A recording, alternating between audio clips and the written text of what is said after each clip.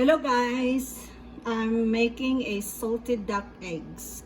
So I put red wine and a cooking, maybe 1.5 cup of Chinese cooking wine, and just a third cup of red wine vinegar. So put that here. Then what you do, I had to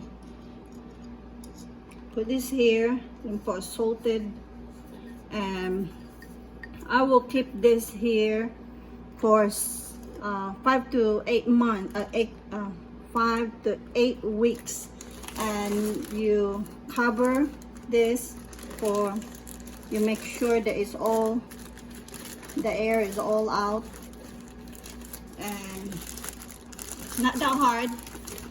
And then you put this in a dark room, and what happened after 5 to 8 weeks, you would boil this.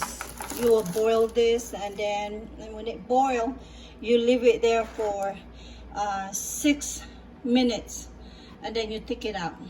Then you can put them in a refrigerator, and you can eat it just like that. You can eat it with your vegetable, you can eat it with your rice and so forth. Chinese, we love this. So there we go. It's not that hard. And then you put this in a dark,